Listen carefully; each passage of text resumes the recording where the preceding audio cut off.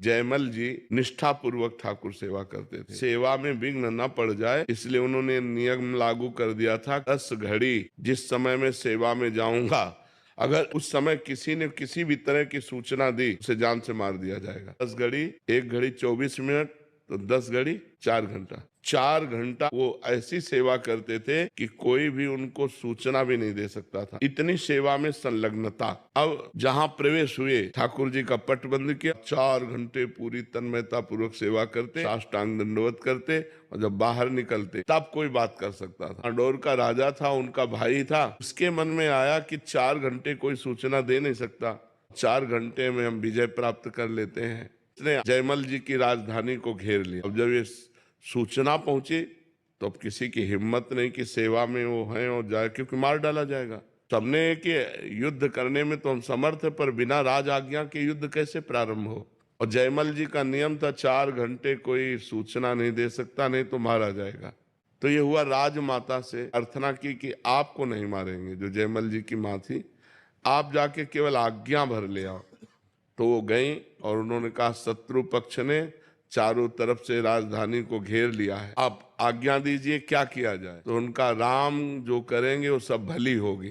पीछे मुड़कर नहीं देखा, सेवा नहीं रोकी, और कहा जो राम करेंगे वो भली ही होगी, भगवान जो करेंगे वो भली ही होगी, जाओ। वो वापस चली गई, आज्ञा तो हुई नहीं।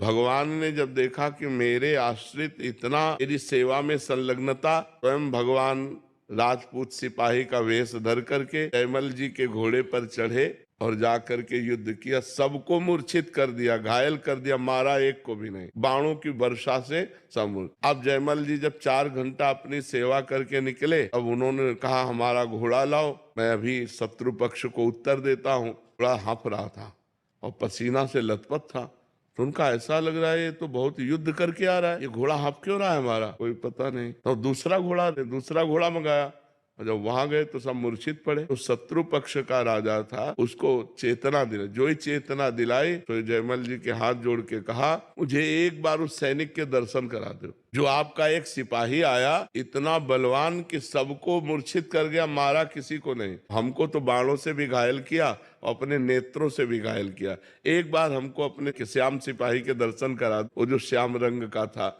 जयमल जी ने कहा श्याम रंग का सिपाही, तब उनकी समझ में आया वो तो मेरे भगवान थे जिनकी मैं सेवा में था। लौट के आए, घोड़े की परिक्रमा की, आरती उतारी कि भैया मेरे को तो आज तक दर्शन नहीं हुए, लेकिन तेरे को दर्शन भी हो गए और तेरे को स्पर्श भी प्राप्त हो गया। बार बार घोड़े का आलिंगन किया, घोड़े की आरती उतारी।